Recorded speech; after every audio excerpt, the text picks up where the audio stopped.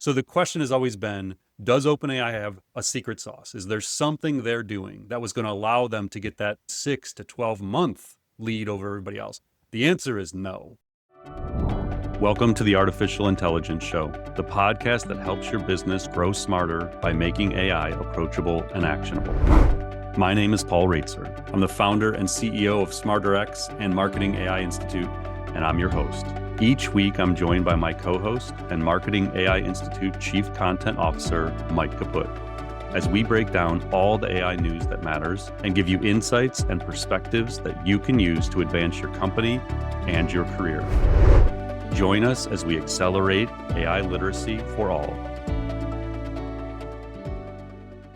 Welcome to episode 161 of the Artificial Intelligence Show. I'm your host, Paul Raitzer, along with my co-host, Mike Kaput. We are coming to you recording Monday, August 11th at 11 a.m.-ish Eastern Time. Our long-awaited GPT-5 has arrived. Our team was like messaging us on Friday, like, are we going to do an emergency podcast and talk about GPT-5? And I'm like, you're either going to get these AI Academy courses finished or you're going to get an emergency podcast. So Mike and I chose to focus on getting the AI Academy courses ready for launch instead of the emergency pod.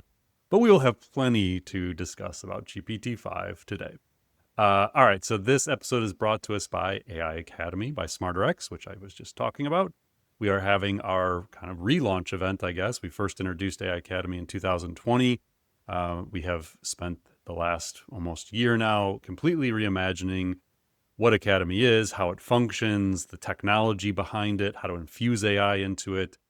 The overall learner experience, how to build learning journeys, like everything has just been completely revised, updated, improved, everything.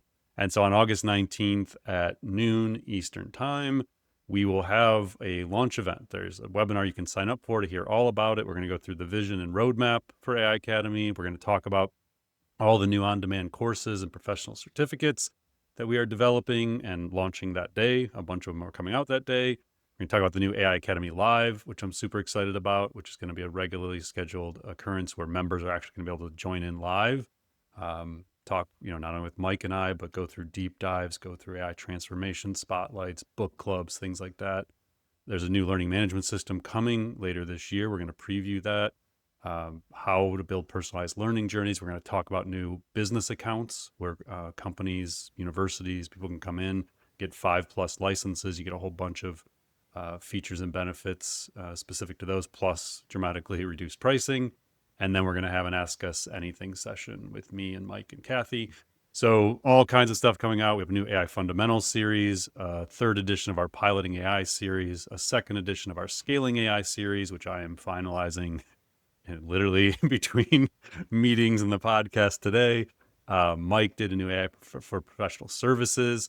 Also, Mike created a new AI and marketing series.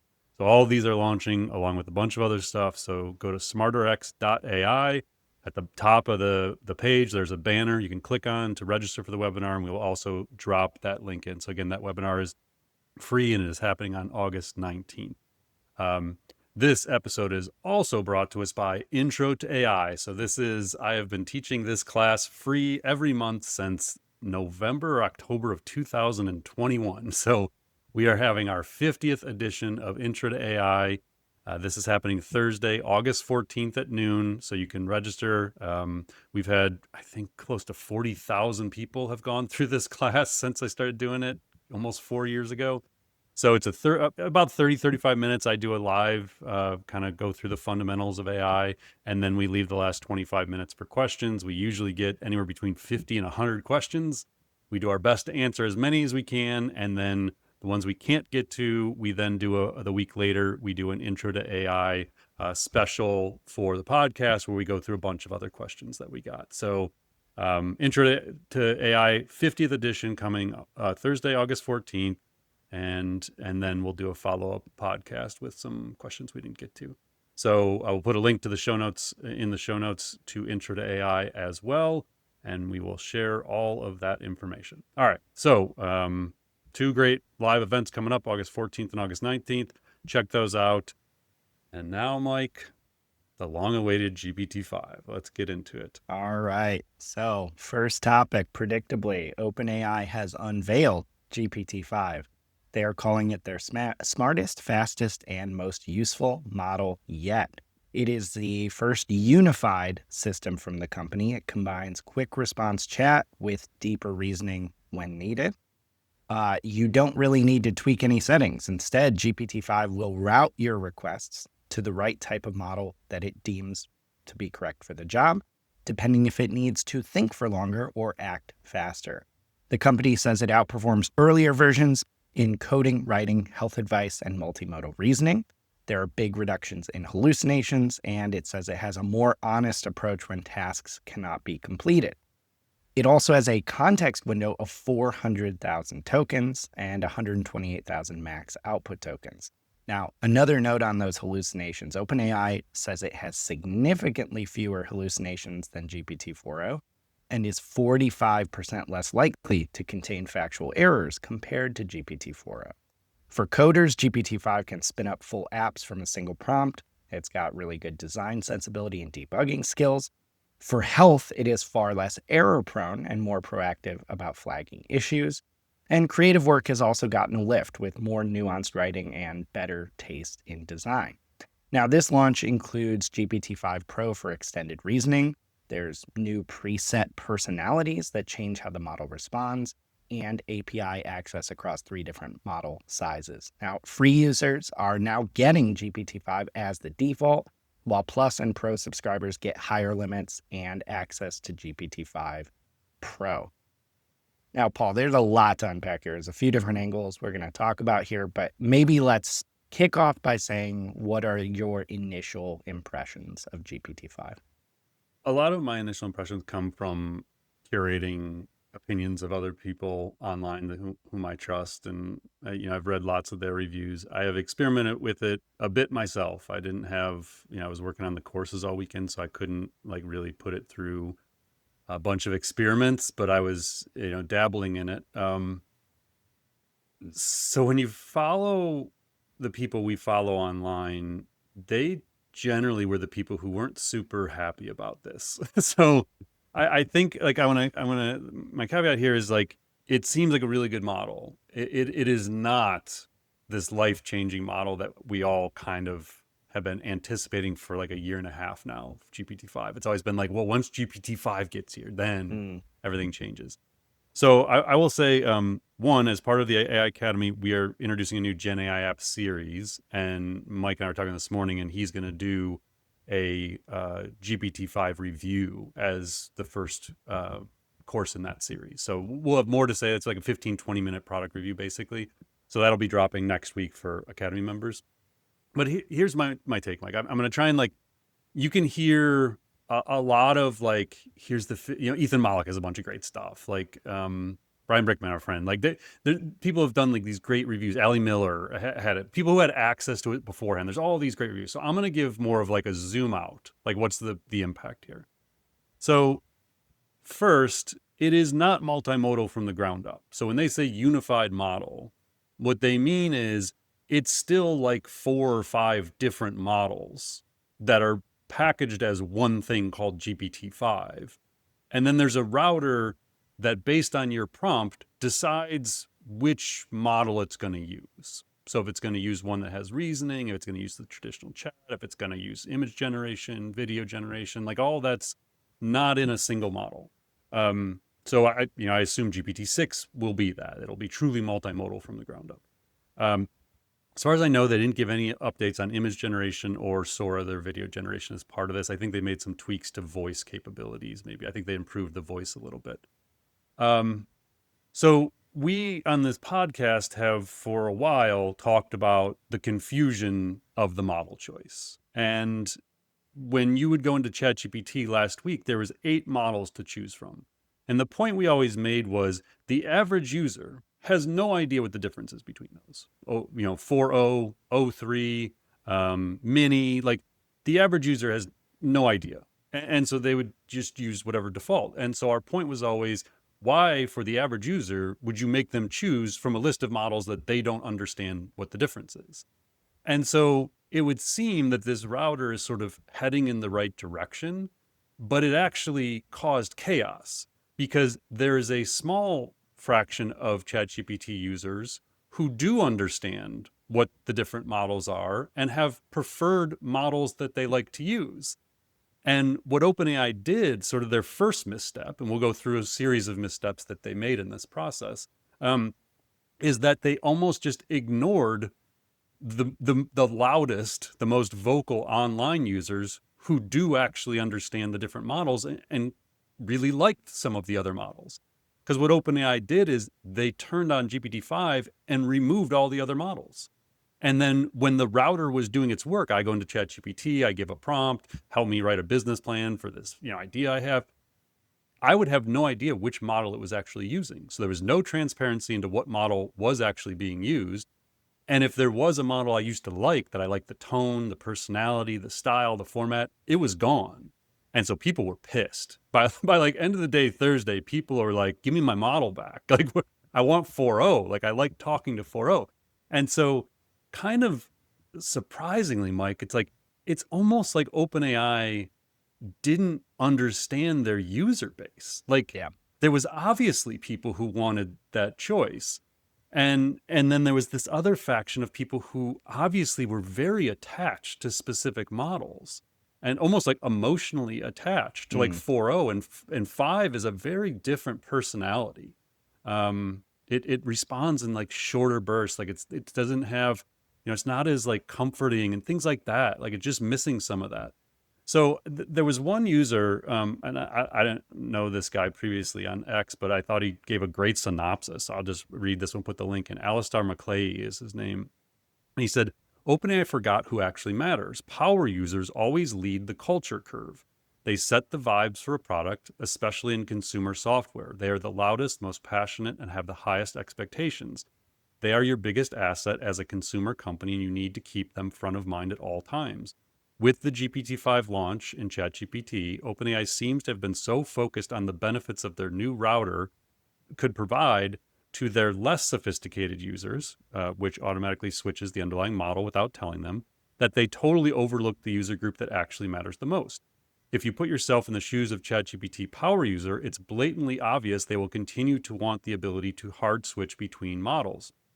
It's obvious they will expect transparency in which model is being used by the router at any point in any time.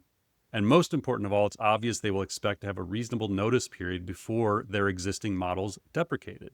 The response we saw was inevitable. The power users, who make up the majority of the noise online, quickly set the vibes of frustration, disappointment, and broken trust.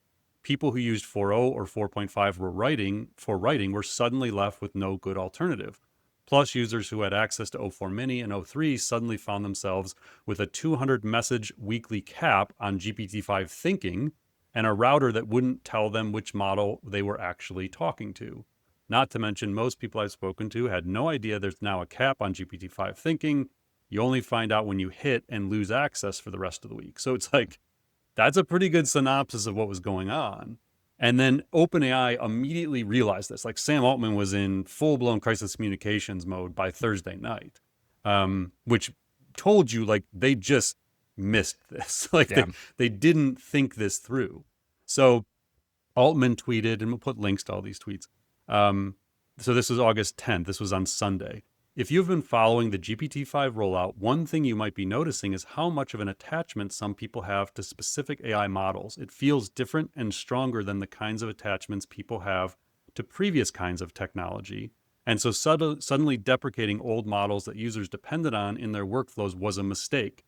This is something we've been closely tracking for the past year or so, but still hasn't gotten much mainstream attention. People have used technology, including AI, in self-destructive ways. If a user is in a mentally fragile state and prone to delusion, we do not want the AI to reinforce that. Most users can keep a clear line between reality and fiction or role play, but a small percentage cannot. We value user freedom as a core principle, but we also feel responsible in how we introduce new technology with new risks. So that's the attachment thing. The rate limit thing was like almost just like sideswipe people. So this is an interesting one, Mike, because not only did Sam tweet about this on Sunday. Other OpenAI researchers were also tweeting about this. So you know that this one was like a real hot button internally and with their users. And the thing that I think about with this one is their restrictions on capacity, compute capacity to do inference. So quick, like, there's compute to train these models, but then when you and I use them, that's inference. So when it delivers an answer, reasoning, which is now baked into this, requires way more compute at inference than a standard chat, as does video, as does image, things like that. And so the fact that they're straight up saying this is an issue with capacity opens the door for Google, in my opinion. Like, this is a really interesting play where OpenAI's lack of maturity and infrastructure when it comes to compute and data centers is not an issue for Google as much. So here was Sam's tweet again on Sunday. He said, today we are significantly increasing rate limits for reasoning for ChatGPT Plus users, and all model class limits will shortly be higher than they were before GPT-5. And then today being Monday or Tuesday, they expect to share their thinking on how we are going to make capacity trade-offs over the coming months. Meaning a lot of people like our product. We have 700 million users. And the more they use reasoning, the more these things, like we're going to just run out of capacity. Like, we have to set rate limits, but people don't want them. And then there was a couple other OpenAI people who also talked about the rate limits. Then the other one was that this was the first time we've seen this data that I thought was very fascinating, Mike, was we assumed, and we've talked about this, like I've said, I go do talks all the time. I ask rooms of hundreds of people, like, who's ever used a reasoning model, who's used O3, and you get like 5 hands. And so our like vibe check, or like just, eyeball check, was, I don't know, less than 1%, less than 3% of people have any clue what a reasoning model even is. And this is as of like a month ago. OpenAI verified that for us. So Yes. the vast majority of OpenAI's users have no clue that reasoning models exist or what they do. So they have 700 million users. For many people, GPT-5 is the first time they're going to interact with a reasoning model, but they probably won't know it now because it's just baked into it. So Sam tweeted, the percentage of users using reasoning models each day is significantly increasing. For example, for free users, we went from less than 1% to 7%. And for plus users, 7% to 24%. Now that's a big jump. But that means that people who were paying, the plus is $200 a month, right, Mike? Isn't that plus is 20, and then pro is 200. Okay. So the paying tier of subscribers. Yeah. So of the people paying $20 a month, only 7% were using the reasoning models, which is wild. Yeah. So, and that would tell you, like, once you go from 7 to 24, now all of a sudden the compute capacity becomes massive. And then 3 other quick thoughts here. The big question with GPT-5 that we've all been waiting for an answer for is, was it going to be a leap forward over the other frontier models? GPT-4, when it came out in March 2023, was state of the art for a year and a half. It took a year and a half for Google and others to create something on par with GPT-4. So the question has always been, does OpenAI have a secret sauce? Is there something they're doing that was going to allow them to get that, even 6 to 12 month lead over everybody else? The answer is no. Like, my guess is Gemini 3 from Google, the next version of Claude, the next version of Grok, they will all leapfrog over GPT-5. There's some arguments that like Gemini 2.5 Pro is probably already like better than GPT-5 in some capacities. So we kind of have our answer that the frontier models have been commoditized. Like there is no apparent secret sauce at the moment, which means we're back into the game of distribution. Who can put a comparable model in front of enough users? So OpenAI has 700 million. That's huge. But Apple, like you're back in the game. Like if you're Apple, you realize like, hey, we don't need like the best. We don't have to build our own frontier model. If you're Google, you have 7 products with over 1 billion users, seven power platforms and product. Like distribution becomes massive again. And then the big question I have is like, well, what about GPTs? I didn't hear anything about GPTs. No. And so I went and looked, and it looks like the only thing that changed is the model selector of recommended model as the creator of the GPT is now 5 thinking or 5 Pro. Like that's kind of all I can see. So again, I just wanted to zoom out and be like, high level, the things we were really waiting for was like, the model choice issue, was it going to be a different frontier model than everything else that would cause people to switch back to ChatGPT if they were like loving Claude or Gemini, things like that. And overall, it just seems like it's probably a really, really smart model. The average user isn't going to notice the difference. And there's lots they touted, but there's very little that seems truly differentiated at this point. And you spent more time with it though, Mike. Did you have any other different impressions of it or any other initial feedback? Yeah, no, I largely agree with your take. I will say it just really struck me how much preferences matter here, because personally, and this will seem crazy to some people, I love this model. Like, I genuinely find it more useful simply because it is smarter. It is faster, really fast, which is really helpful. I get a lot more done. All of my prompts and workflows I've tested so far with it work better, which is amazing. I personally don't have as much preference for switching models. I thought 4.0 was a little too dumb. 03 was brilliant, but the 03 Pro is like my favorite model to use of theirs. Very much so. However, I would also get frustrated a bit sometimes with the formatting and the slowness of being able to not be able to just go back and forth rapidly and kind of iterate and converse. For me, this model like squares that circle and like really provides the perfect balance for me personally. I like the tone a lot more. That's all personal preference. I'm really glad we have it. I think some people hate that it exists. It's really interesting to see. And I would also add too, if you want to go down a horrifying rabbit hole, go to the ChatGPT subreddit, because the stories of people, I don't know how much of this is like too played up and like viral, but there are so many posts of people deeply emotionally attached to 4.0 that you feel like the posts are written by people going through withdrawal. Yeah. And it's really, really weird.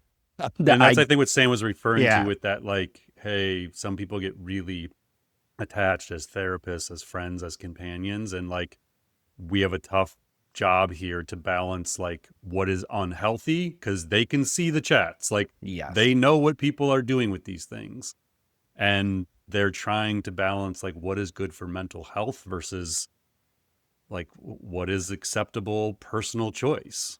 It's really interesting to just see that play out. And they did have an interesting emphasis on health throughout all their launch materials. So I think they're really just understanding that people, for better or for worse, are turning to this for emotional and physical health needs.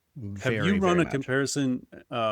Like, do you use 2.5 Pro from Gemini much? Yeah. How do you think it compares head to head? Like, have you done any side by sides? I haven't done too much yet. I really like and rely on Gemini 2.5 Pro for a lot of things, but I usually just cycle between that and either 03/4.0, depending on the use case. Obviously, it's way better than 4.0, but just in terms of speed or the complexity of it, that's kind of my next big thing is like, okay, let's run, because I have GPTs and gems built out for some of the same stuff. Let's see how these stack up.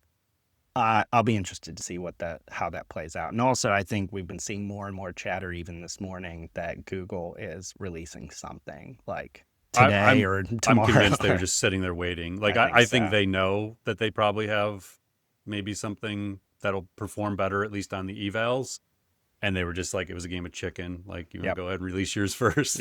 Because OpenAI has done that to them so many times. So I would not be surprised at all if Google came out with something comparable or better in ways. And just one kind of final note or impression or kind of perspective here is I genuinely would encourage people just go without any bias, go use this model as extensively as you can. I mean, again, I find it extremely impressive. I also think we all might need to take a breath too, because it's so easy when we're in this bubble to be like, you're going to see whatever Google comes out with and you're going to be like, OpenAI's dead or ChatGPT sucks. And it's like, this is like the first thing that felt like minimum viable AGI to me, to be perfectly honest. But I feel like you could make that argument of 4.0 in a different context, right? So I think it's worthwhile to keep some perspective, because this is a genuinely useful model to me and it just works a lot of the time. And I really appreciate that. Yep. Yeah, I agree. And I think, get in there, try it. And again, like, if people weren't using reasoning models. Yes. And all GPT-5 does is injects reasoning into their workflows without them even knowing it, it will feel like a leap forward. Yes. because that's the biggest thing is Mike and I've talked about this many times, using 2.5 Pro, using O3 from ChatGPT. That is like, at least for me, the majority of my uses is reasoning models. Now for higher level strategic thinking, Mm-hmm. so if you weren't using those, then you don't really comprehend how far along these models are to changing work, the nature of work. And I wonder once we get past this kind of initial freak out, like how many other stories we'll see, given those numbers you shared. I mean, giving 4, 5, 6x the amount of people suddenly access to using reasoning models based on those numbers and how they've jumped. I wonder what we're going to hear people say about this model moving forward too. Yeah. All right, good. Well, I'm looking forward to your course next week. Yeah, I me will be too. taking it. Awesome. All right. So next up, Google DeepMind has unveiled Genie 3. This is a breakthrough, what they call world model that can generate fully interactive photorealistic environments in real time. So unlike earlier versions of Genie, Genie 3 can render at 24 frames per second, maintain visual and physical consistency for minutes at a time, and respond instantly to both navigation and text-based prompts. So this model can do things like simulate an entire virtual world of volcanic landscapes, enchanted forests. It can recreate historical sites like ancient Athens, all based on a short description. And those worlds evolve. Think of being in a kind of dynamically evolving video game. They evolve as you explore, and there's these promptable world events that let users change conditions on the fly, from altering weather to adding new objects. So DeepMind actually says they see world models as a key step towards AGI because they give a kind of limitless virtual training ground for AI agents to use to learn and adapt. So Genie 3's long horizon consistency essentially means agents can now tackle multi-step goals. So this kind of opens the door for really complex simulations in fields like robotics, education, and science. But right now, this is still somewhat limited. There's pretty short interaction durations, constrained actions, and it is in a limited research preview. So you can go to that. We'll provide the link in the show notes. You can go test out some kind of pre-made examples, but you cannot directly use this yourself. But DeepMind still calls it kind of a pretty significant moment in the evolution of these generative environments. Now, Paul, I mean, I realize like world models, this can kind of seem a little bit sci-fi to a lot of people. It's not available yet to the general public. We've got massive news with GPT-5 coming out, but we did want to talk about this because it seems like world models are pretty important to the trajectory of where AI is going long term. So maybe you could talk us through why they matter so much. Yeah, it's been a pursuit of labs for years, this idea of giving the machine the ability to understand the physical world, to create simulations that follow the laws of physics. And DeepMind in particular, and Demis Hassabis specifically, have been talking a lot more about them over the last year. Like I was going back when I was kind of getting ready for today and just looking at the different times that we've featured quotes from Demis on the podcast where he was talking about world models and their importance. And they talked about, like, even with VO, the video generation, how it just, I mean, this is their words, like it just emerges. Like when you train it on enough video data, it starts to like understand the laws of physics. And when you then ask it to produce simulations, it just seems to do it. Now, there's tons of limitations, and they highlight those in the launch post. But I mean, in essence, it does open all of these possibilities for applications. And I think that this idea of the path to AGI, when they really start to think about embodying intelligence in like humanoid robots and those robots being able to like see something happening and kind of like think out ahead of, because I understand the laws of physics, I understand human nature, like what is likely to be happening next. And that comes whether you're, training autonomous vehicles or you're training a robot to work in a human environment. All of these things become kind of essential. And so there is some cool examples, as you mentioned, Mike, you can play around with like modeling physical properties of the world. So like water and lightning and complex environmental interactions, simulating the natural world. So they talk about generating vibrant ecosystems from animal behaviors to intricate plant life. So it just like kind of learns, and then it's able to recreate these things.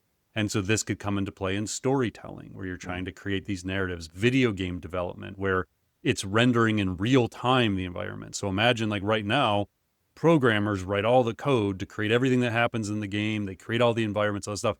This, what they're envisioning, and Elon Musk talks a lot about this. He actually tweeted this week, and he thinks by next year this will be a reality, where you could go in and prompt your own video game, and like everything just starts happening in real time, creating everything that you see. And that's kind of wild. And then even like another tangible example is like right now in a Tesla, when you have autonomous driving going, it shows very like video game like simulation. It's showing your car and it shows cars of like approximate size. It'll show a truck or a motorcycle, but it's not like watching a live stream video of the road around you. What this is saying, and what Elon Musk implies Tesla is going toward, is when you're driving a Tesla and you're watching the full self-driving do its thing, it will actually render the physical world to show on the display, but it's not a live stream. It's actually like a rendering occurring where it's simulating this whole world. It's really crazy. And it becomes massive in robotics because now you can like simulate these environments and the robots can train in them and all these kinds of things. So world models are huge. We talked about Fei Li, Spatial Intelligence is the company she created. I forget what episode that is. We can drop the link in the show notes, but she's someone who's been working intensely on this in addition to the research that's going on in the major labs.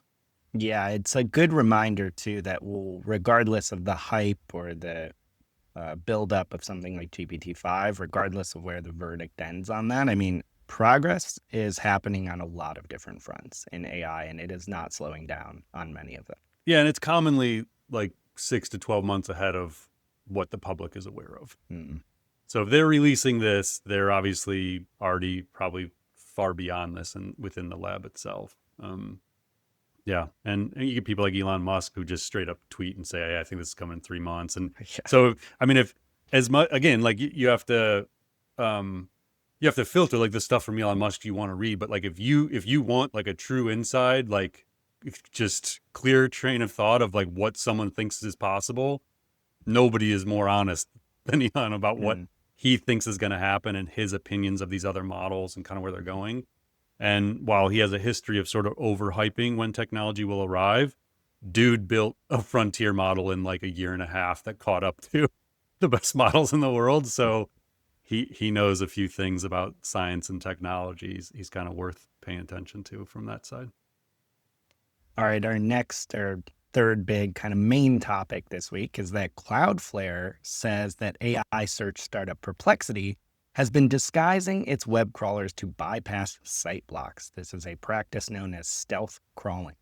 According to Cloudflare, when Perplexity's bots hit a robots.txt rule or a firewall block, they sometimes swap their identity from what's called Perplexity bot to something like Google Chrome on Mac OS and rotate IP addresses that aren't on its official list. So basically, Cloudflare says the company is doing things to dodge detection, including also changing its network identifiers, which is a tactic it claims has been used across tens of thousands of domains, making millions of requests each day. Perplexity has pushed back pretty hard against Cloudflare's claims. In a detailed rebuttal, they said they deny intentional wrongdoing. They called Cloudflare's post a publicity stunt and says the company mixed up legitimate user-triggered requests with bot activity. Now, according to Perplexity, it says its AI assistants aren't really traditional web crawlers. They don't systematically scrape and store the internet. Instead, they fetch specific pages in real time when a user asks a question. They use that content to answer it, and then they discard it with no training or long-term storage. So in response, Cloudflare has now delisted Perplexity as a verified bot and rolled out new methods to block its crawlers. Now, Paul, this seems a little technical on the surface, kind of in the weeds, but it does seem like a pretty important issue because, correct me if I'm wrong, it seems like at its core, this is about how AI companies are or are not respecting the boundaries set up by publishers and websites of how their content can and can't be accessed and used. And there's this big fear, given how models were trained, how the content's already been used, that this material is going to get scraped and used to train models or used to essentially bypass websites entirely. Yeah, which has been going on for the last few years. Like that's the thing is like none of this is, well, so, I mean, I guess the agent side is new, but yeah, I mean, part of the issue with like the New York Times lawsuit against OpenAI and others was that they were bypassing paywalls, like to get access to information and stuff. And so, I think in the case of Perplexity, the problem they're running into it here is this is their MO. Like there was, I forget, I don't remember, I'd have to go back and find the podcast episode. We talked about when Arvin was literally bragging about the fact that they used to scrape LinkedIn against the Right. terms of use. Like that is just what they do. And he was proud of the fact that they did it. And it's kind of like, we're going to do it until we get caught. So when you're on the record saying you constantly do these kinds of things, it's really hard to have credibility when you come out saying, no, we're not doing anything wrong. It's like, dude, you've admitted to things like this before. So that you have to consider the company itself and its history when you're looking at this. But when you remove that out, the reality at the end of the day is the rules of the web and business are being rewritten. Like, Yeah. we're going to have these messy instances where you have semantics of like, yeah, but we're not really scraping. It's an agent, and an agent's being requested by a user. So it's actually really the user that's visiting the website. So that, how this gets played out, whether it's through business agreements or court cases or whatever, we're going to have this very prolonged transitional phase where we start running into these kinds of issues. And AI agents are going to be a massive part of this. Like, Yeah. the more traffic on the web that comes from AI agents, the more challenging it's going to be for brands to deal with, for publishers to deal with. It's kind of similar to, how we're struggling with copyright and like, were the models allowed to steal it or weren't they allowed to steal it? And was it fair use or not fair use? There's just going to be so many unanswered questions that we're going to come up against as agents permeate the web and more of the traffic and actions taken online are taken by agents. Yeah. The fact they're already having issues with this now before we even have a real explosion of AI agents tells me that we are not ready for whatever's about to happen. Yeah, and, If and, and I mean, as a publisher of a website, as a brand, you can just like say, well, we don't want these users or these agents or these bots to crawl our site. But then what? You're just going to stay out of the chatbot AI assistant AI agent economy? Like, right. your content's not going to show up anywhere. Yeah, there's no simple answers, but and again, like this, when you look at like where's the future of work, like there's going to be people whose jobs is just to kind of figure this sort of stuff out, to like hmm wade through all the issues and challenges and figure out plans for this stuff. But yeah, this is kind of a messy one. I think it's just the tip of the spear, basically. Like, there's a lot more coming. For sure. All right, let's dive into rapid fire this week. First up, OpenAI has released its first open weight language model since GPT-2. There are two new models, GPT-OSS-120B and GPT-OSS-20B, that are free to download under the Apache 2.0 license, meaning anyone can run them locally, fine-tune them, and even use them commercially. They support chain of thought reasoning, tool use, and code execution. And the smaller 20 billion parameter, that's what the 20B stands for, 120 billion and 20 billion parameter versions. The 20 billion parameter version is able to run on a high-end consumer laptop. OpenAI says the models perform on par with some of its proprietary systems, and in certain benchmarks even exceed them, all while being cheaper and faster to operate.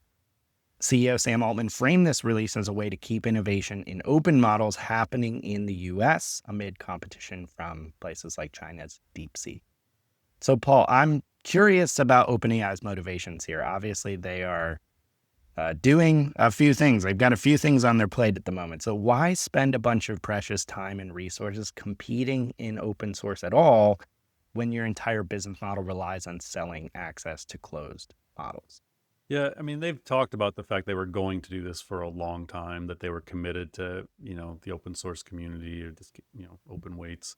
Um, so we've known it was coming. I think the way the labs are looking at this now, and we've talked a little bit about this before, I know Demis Hassabis has said point blank, this is what they're doing, is the open source versions that they'll release are basically like last year's proprietary models. So the proprietary models that they're selling keep getting better, keep getting smarter, more generally capable. let's say every 8 to 12 months is the release cycle for a next version. GPT-5 obviously took a little longer, but for the most part, the labs are looking at kind of that 8 to 12 month release cycle of the next version. And so every roughly 12 months, the prior version that's now kind of outdated, you open source as long as it's safe to open source it. And the belief obviously is that the paying users are still going to pay for the premier version of what's available.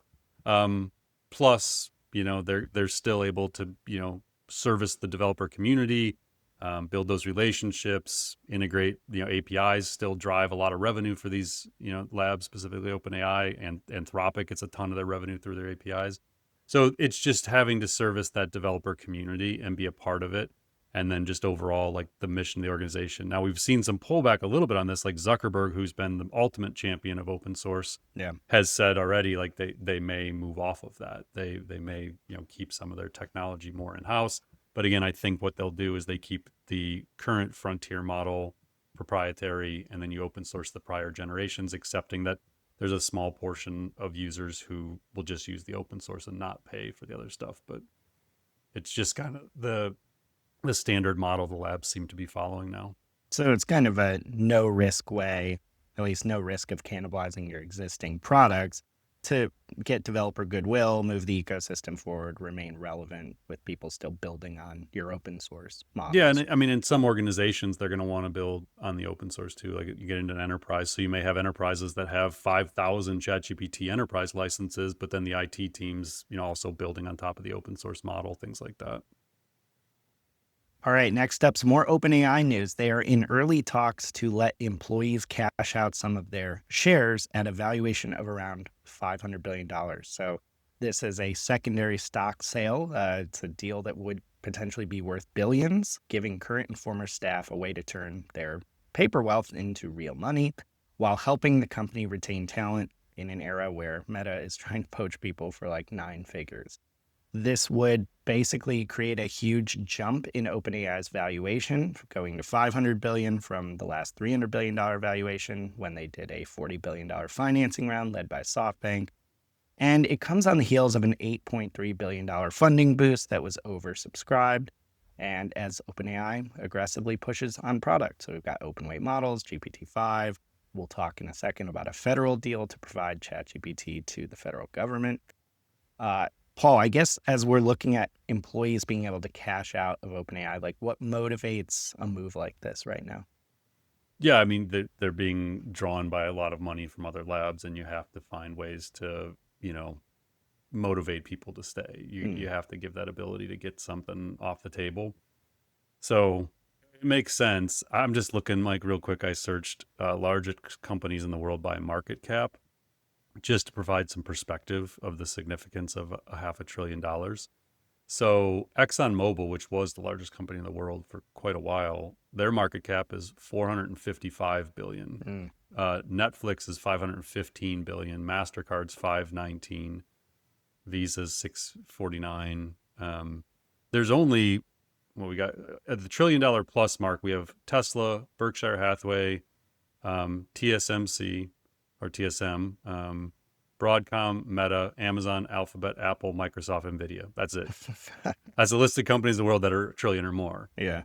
And there's actually only 2 between a $500 billion and $1 trillion. So, I guess there's 7. It's one of like the 20 to 25 biggest companies in the world. Yeah. at a $500 billion is what I'm saying. That's incredible. It's a big number. So we're going to start seeing a whole host of other AI researchers being deca 100 millionaires, billionaires at some point. Yeah, there was a crazy stat. I'd have to find it, but so don't quote me on like the exact numbers here. But go look it up. The number of NVIDIA employees who are millionaires and the number who are worth like more than 25 million. It's absurd. Because their stock in the company, if they've been there for any amount of time, like go back, say 9 years or more, you're worth 10, 20 million. Like it's crazy. That's wild. Yeah, it's a large percentage. But that's what's going to happen within some of these, massive AI companies is everybody who's a part of them is just going to make a ton of money. All right, next up, Anthropic has released Claude Opus 4.1, and it is a notable step up from Opus 4 in coding, research, and reasoning tasks. It hits a 74.5% rating on SWE Bench, a benchmark that is a tough test for real-world coding. Some companies are reporting it's better at pinpointing exact corrections in code without making unnecessary changes. The coding startup Windsurf says the improvement is roughly on par with the leap from Sonnet 3.7 to Sonnet 4 on their junior developer benchmark. And beyond code, Opus 4.1 has stronger agentic search and detail tracking. It's more effective for deep research and data analysis. And this upgrade is available to paid users via Claude Code, the API, Amazon Bedrock, and Google Cloud's Vertex AI, all at the same price as before. Now, interestingly, and related to this, just after the release, Anthropic researcher Amanda Askell shared some more information about the overall updates to Claude's system prompt. This is the master prompt that essentially influences how the model behaves and responds. So in addition to a new model, we got to look kind of under the hood at how Claude works. These are basically a bunch of updates and tweaks to how Claude interacts with users. So for example, Askell shared that one change was made that reins in overly casual language and needless swearing from the model. Another nudges Claude to be even-handed and critical rather than hyping up every idea it hears. Claude will also be more direct if it suspects someone might be dealing with a mental health issue instead of only dropping subtle hints. So, Paul, really cool. I mean, in any other news cycle, this would be a huge story. Obviously, GPT-5 overshadows everything. But it was really cool to see Amanda giving us a peek under the hood of the system prompt too, because, I mean, correct me if I'm wrong, this is at least more transparent than it seems some of the labs have been about system prompts, at least until they're forced to, right? When there's a huge change to a system prompt, like they did when GPT-4o had the really controversial change in their personality, or unfortunately when Grok had some really recent unhinged racist behavior due to some system prompt issues. So maybe talk me through what was cool to see about this system prompt stuff here. Yeah, Amanda's sort of the lead on the personality behind Claude, so she's great to follow. She's pretty transparent on X about that stuff. The system prompts, the labs aren't very forthright in them, but they're not easy or they're not hard to extract. So there's I assume, I think it's a guy. I don't know, but there's a user on X called Pliny the Liberator. The handle is @elder_Plinius. So we'll put a link in. And the guy drops the system prompts within like an hour after every major update. So he's a hacker and he's able to get into, the system and figure out what the system prompts are. And then he publishes the entire system prompt on X. So like, if you ever want to know what the system prompt is, just follow Pliny and you'll know it. And I know he's been recruited by a lot of the labs. Anthropic in particular was trying to hire him recently, and he talked a little bit about that online. So the system prompts are intriguing. You actually learn a lot by seeing how they talk, tell the systems to behave and things like that. Semi-related, I listened, like last week was I've been grinding to get these courses done, and like my brain has been like on overdrive every day. So I've started a new thing where like I just go for a run every night. So I run like 3 miles or something. And I'm listening to a lot of podcasts. So I put it on 1.75 speed, and you can get through a lot of podcasts, taking a 3-mile run every night. And so I had like 5 I listened to last week that were all really good. And maybe I'll list them out in the newsletter this weekend. But one in particular, just to the whole point of the story, Big Technology Podcast had an interview with Dario Amodei. It was, Mike, you got to listen to this interview. Dario's pissed. Like, it was the most, I don't know. Like, he's generally a pretty authentic guy, and he kind of seems to wear his emotions on his sleeve a little bit. But there was a quote where Jensen Huang, CEO of NVIDIA, sort of accused him of being a doomer, and here's the quote. "I get very angry when people call me a doomer. When someone like this guy's a doomer, he wants to slow things down." He says, "You heard what I just said." And he's talking about like his efforts to like advance and accelerate AI. So my father died because of cures that could have happened a few years later. I understand the benefit of this technology. I'm sure you've heard the criticism. This is now the host asking this. I'm sure you've heard the criticism from people like Jensen who say, well, Dario thinks he's the only one who can build this safely and therefore wants to control the entire industry. Dario said, I've never said anything like that. That's an outrageous lie. That's the most outrageous lie I've ever heard. It just like, he was edgy. Like the Yeah. whole thing, it's fascinating about their model, their rivalry with OpenAI, how they make money, all this stuff. But like the doomerism and Anthropic's approach to safety and how they choose to release models when they release them, things like that. Safety of the models. So we'll put the link in. It's a really good interview. It's like an hour long, but it's worth it. It's good. All right, next up, we are still kind of trying to get a clear picture of AI's impact on the economy, and we might be making a little progress. So first, we got a report that outplacement firm Challenger, Gray, and Christmas announced that more than 10,000 U.S. job cuts were directly linked to employers adopting generative AI in the first 7 months of 2025. They also said that AI appears in 4 times as many descriptions compared to the previous period. Now, at the same time, though, according to some other reports, including one in the Wall Street Journal, a core question is baffling economists. If AI is so valuable in, say, replacing human labor, producing productivity gains, why isn't it showing up in terms of impact in the form of increased productivity at the macroeconomic level? Because so far, economists say that AI is not showing up at all in GDP numbers, which is where they would expect to see AI's impact if it was truly transforming the economy. But according to a new study from researchers, including Eric Brynjolfsson, who we've mentioned before, he studies AI's impact on the economy. AI's impact may be showing up in some other numbers. So Brynjolfsson and his colleagues argue that while government data barely registers the value of generative AI, Americans gained an estimated $97 billion in what they call consumer surplus from free or low-cost AI tools in 2024 alone.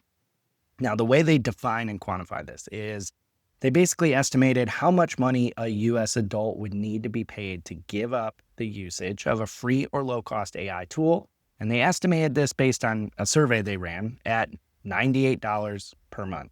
In other words, kind of the implicit estimate of the value that the user was getting out of those tools each month.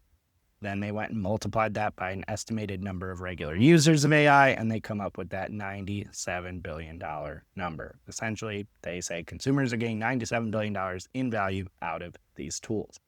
These are benefits that don't appear in GDP because they accrue to users, not companies. Traditionally, GDP counts only market transactions.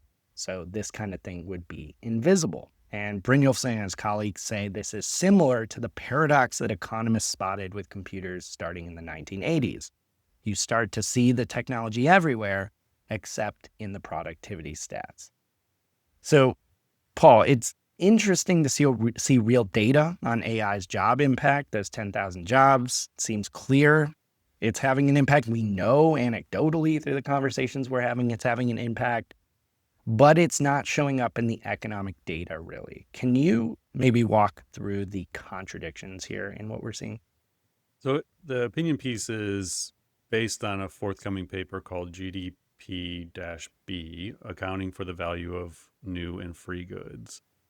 So I read this article 3 times, I think. I was trying to like comprehend what they're saying. So the way where I kind of landed on this is a rapid fire item, the logic of the value not being counted in the GDP makes sense. So the reason they give as to why it's not showing up in GDP is very logical and pretty straightforward.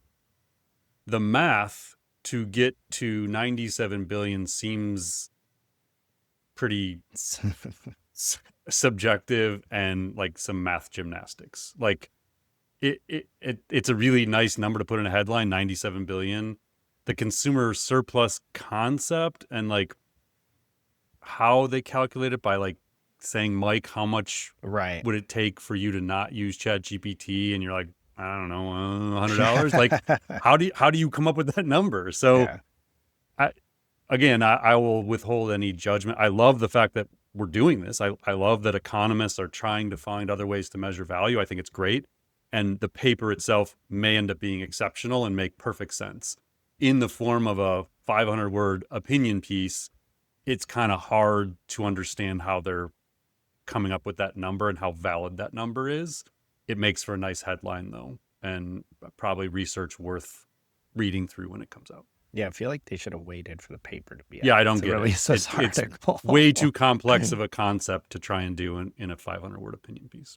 But, and I won't go down the rabbit hole here since it is rapid fire, but the point here too is even if this research ends up being terrible, people are scratching their heads about like AI, we're seeing productivity gains in our own work. It's just not diffused enough into the economy? Like, where are the numbers showing up? But we've talked in the past, we are also sometimes skeptical. Are economists measuring the right thing? Are they aware of the productivity gains happening in other areas? So it's definitely a relevant conversation that we need to keep tabs on. Yeah, it's just like, and I don't want to spend too much time on this, but this is what it says. Rather than asking what people pay for a good, we ask what they would need to be paid to give it up. So let's play this out with ChatGPT. Let's assume you were a ChatGPT user, maybe paying $20 a month, who was in the camp that had never tried the reasoning model and didn't know the full value of the system. Yeah. So I ask you, as someone who's never used the reasoning model, what would it take for you to give it up? And it's like, I don't know, $25, $50, $100. You ask me or Mike, like, dude, I don't even know. 1,000? Like, it's just worth a lot of money to us. And so then it says our own survey found their average valuation to forego these tools for 1 month is $98. Multiply that by 82 million users and 12 months and the $97 billion surplus surfaces. It's like, wait, what? Like, that, it just seems like quite a leap to get to 97 billion. But again, I like the direction and I'm anxious to see the actual paper. They're respected economists and authors. So.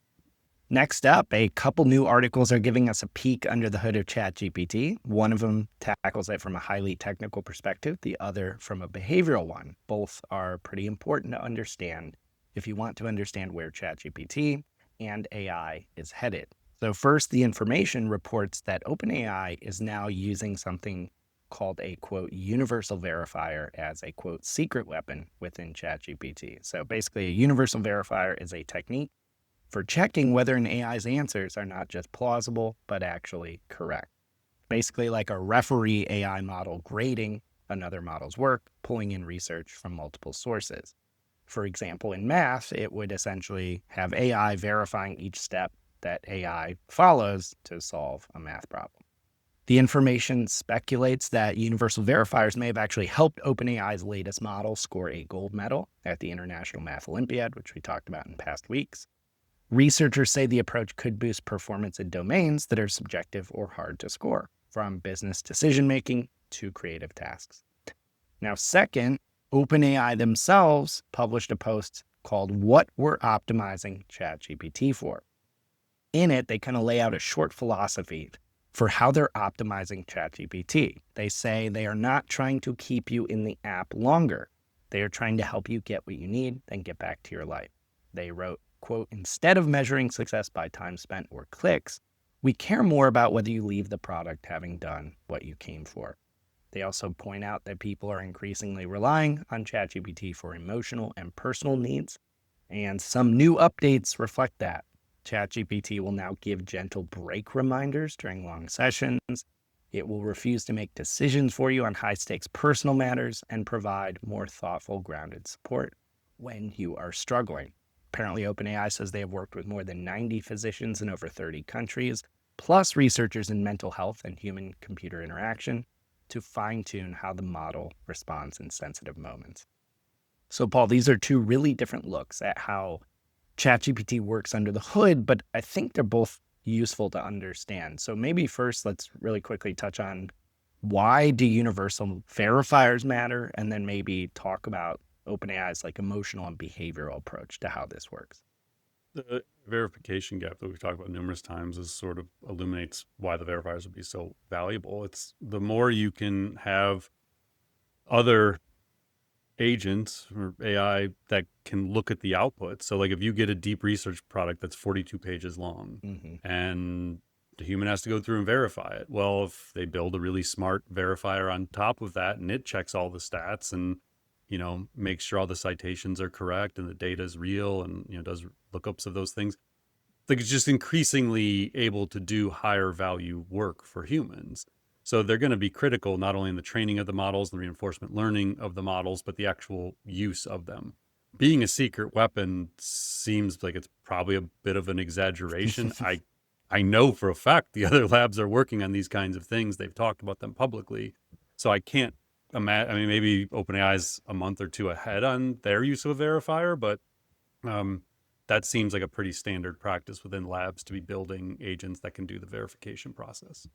And, it did strike me too that some of their commentary around kind of the other side of it, like the emotional and behavioral stuff, like was really interesting. I feel like there were a couple companies they weren't naming that they were taking aim at in saying, we're not trying to engage you on the app and keep you clicking and eyeballs on it, et cetera. Yeah, I think it was also part recruiting and part retention of talent. They're Yeah. basically saying, like, listen, if you go work for XAI or Meta, you're just selling yourself off to Mhm. monetize this technology and keep people on platform. That's what they need to do with their social platforms.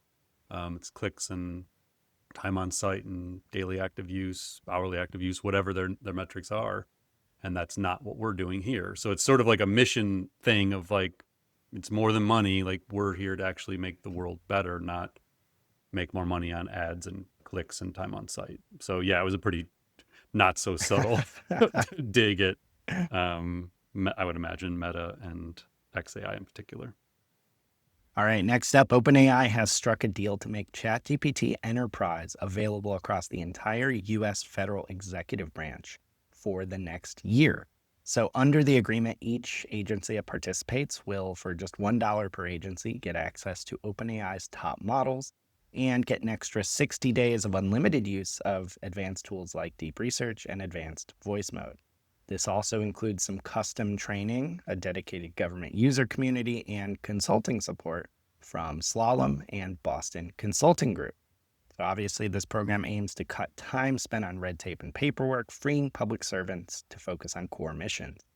OpenAI cites some early pilots that show promise. In Pennsylvania, employees saved about 95 minutes a day on routine tasks. In North Carolina, 85% of staff in a 12-week trial reported positive experiences. So, Paul, the focus on the executive branch is interesting. They call out literally in the announcement the AI action plan. So I'm guessing this is somewhat related to or motivated by that. This definitely seems like a trend of OpenAI getting more embedded in federal and local governments, doesn't it? Yeah, and obviously the administration is just very, very aggressively moving in and doing deals on these things. Like it came out over the weekend that NVIDIA is now allowed to sell their H20 chips, I think it is, to China. Yeah. And then I think Financial Times had the story that they, in essence, bribed the government to allow it to happen. So like 15% of the revenue for all those sales goes back to the federal government. So they basically bought an exclusion on the tariffs. Yeah. And so we know that the government is wheeling and dealing all over the place. And so, yes, on its surface, great. It is probably going to make for a more efficient government, no doubt. My guess is sometime within the next 30 days, the Information or Financial Times or some Bloomberg, somebody has the story of what was the quid pro quo here. Like what did OpenAI get in exchange for giving the federal government these licenses for $1? Like I don't know. It's just, there's always layers to this stuff, but on the surface, great. It'll make for more efficient governments if they're trained how to actually use the stuff. Right.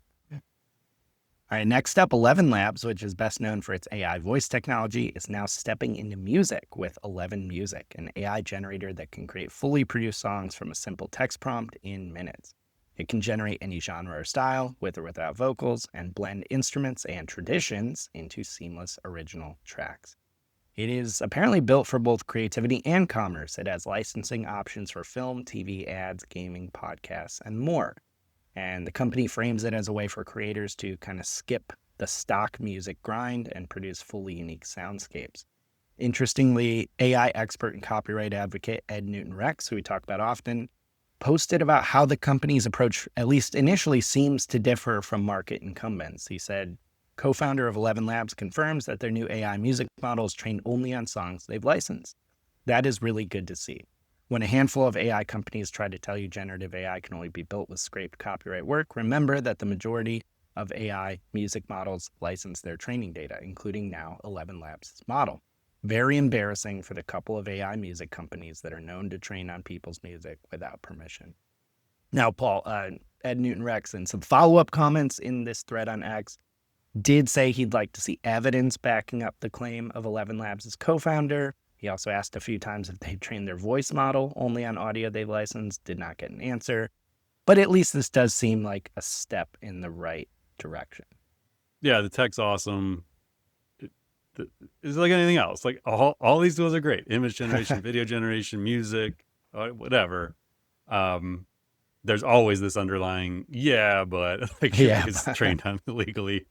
At some point, I mean, the story's not going to go. I don't want the story to go away per se. That like, I think there's people like Ed need to keep the pressure on these labs and find ways to compensate creators. I don't know the answer to how that happens, but so many of the AI labs just seem to kind of like moved on. It's like, man, of course we took their stuff. Like, leave us alone. Like, it's the general gist of how the labs respond whenever they're called out on it. It just is what it is. So I don't know. I don't know when we're going to finally have like a court case that changes anything or some industry agreement that changes things. But up until then, every time we talk about how awesome something is, there's always yeah, they stole copyright material. Like, Now, some more AI audio news. Meta has quietly snapped up a company called Waveforms, which is a fast-rising AI voice startup, for an undisclosed sum. It is Meta's second major AI audio acquisition in just about a month that follows their purchase of Play AI.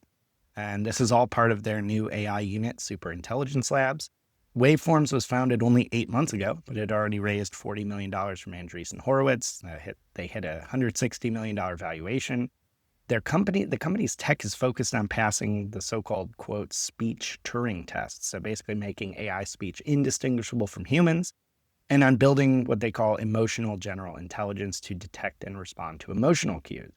Two of the co-founders, Alexis Cano, a former Meta and OpenAI researcher who helped develop GPT-4o's advanced voice, and Coralie Lemaitre, former Google ad strategist. Both of them have reportedly joined Meta as part of this.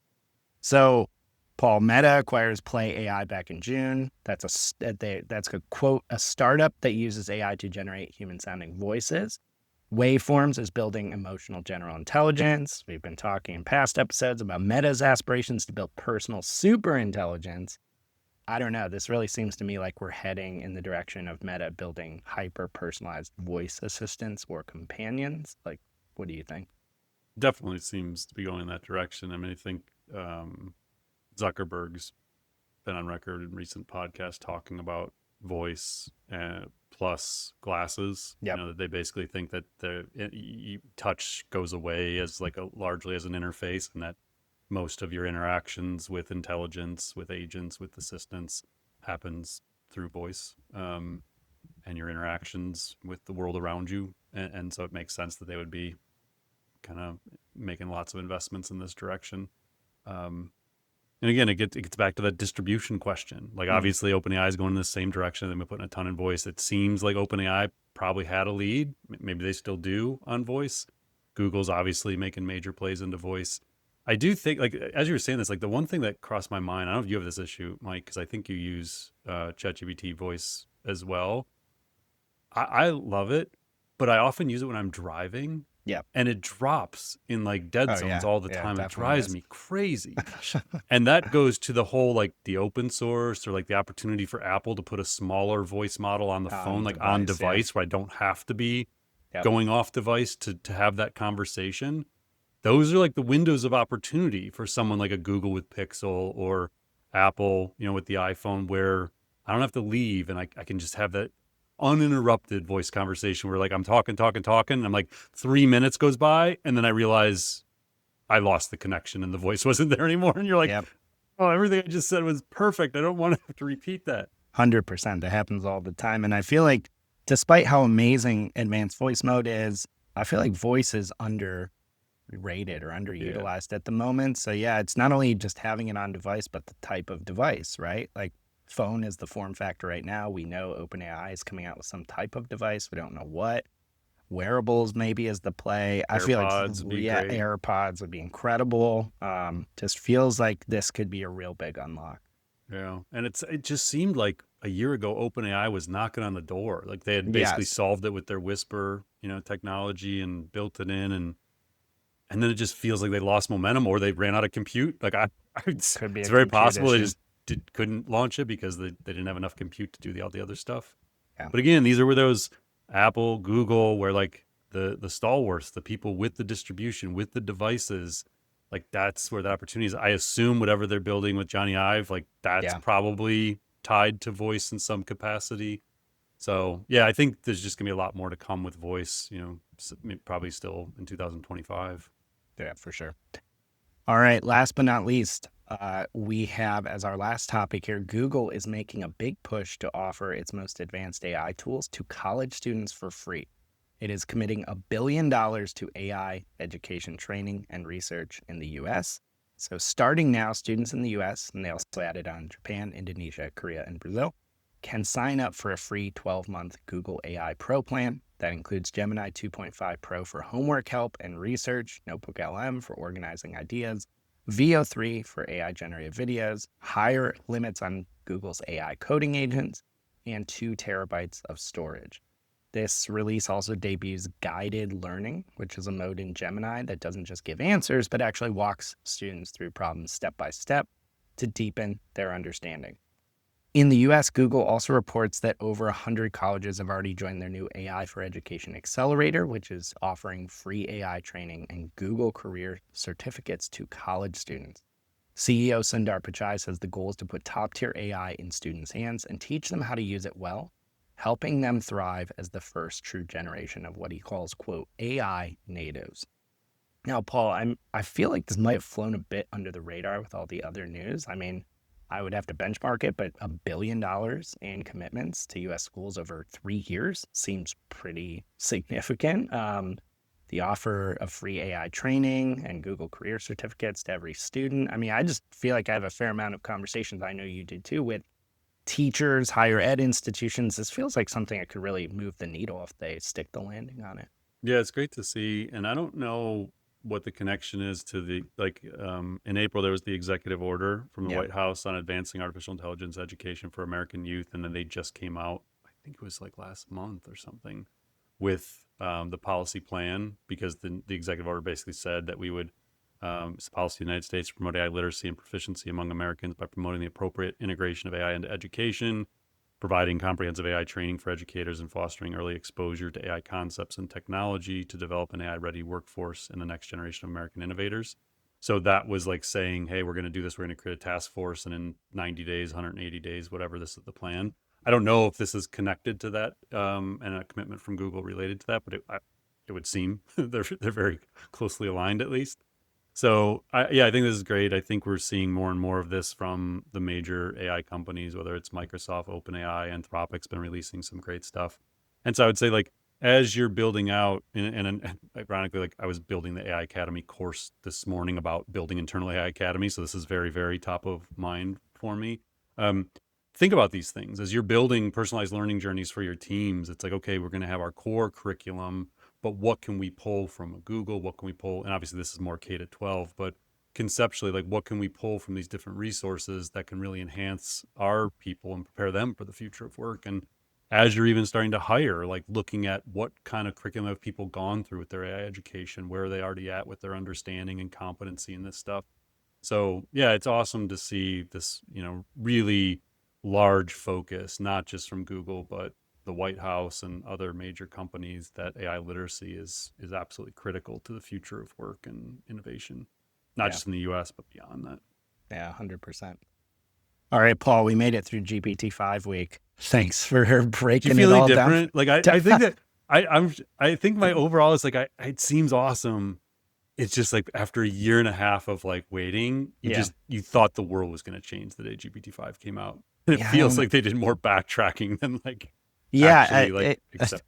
yeah, I don't know. We'll see. I feel like it's like going to be much more impactful than I even realize now, but it's Yeah. going to be a lot more subtle. It's, Like when we look back in like 30 days, 90 days, it's I like, oh think so. wait, that actually was a bigger deal than maybe it That's my, seemed those first 48 hours. hey, what I just said could be out of date by this afternoon when Google releases something. Yeah, But seriously. yeah, I do think that we're going to look back and be like, okay, that might have been a subtle turning point. But again, it just shows like the bubble, the hype is out of control. Yeah, and that we all live, that anyone listening to this show, at least we generally live in a bubble, and most of your peers have no idea that GPT-5 came out or what it is. Like, it's funny, my dad, who listens to the podcast every week, he'll often like text me things, and he texted me, I think, the morning after, and he goes, nothing on the news today.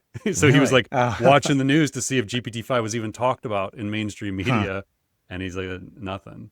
Wow. And so that, again, it tells you like we're not to the point, like we're waiting for a year and a half. The general public, like, care less. It's a non-event to them. Until the next Studio Ghibli filter goes viral or something, right? All right, Paul. Well, thanks again. All right, thanks everyone. We'll talk to you next week. Thanks for listening to the Artificial Intelligence Show. Visit smarterx.ai to continue on your AI learning journey and join more than 100,000 professionals and business leaders who have subscribed to our weekly newsletters, downloaded AI blueprints, attended virtual and in-person events, taken online AI courses, and earned professional certificates from our AI Academy, and engaged in the Marketing AI Institute Slack community. Until next time, stay curious and explore AI.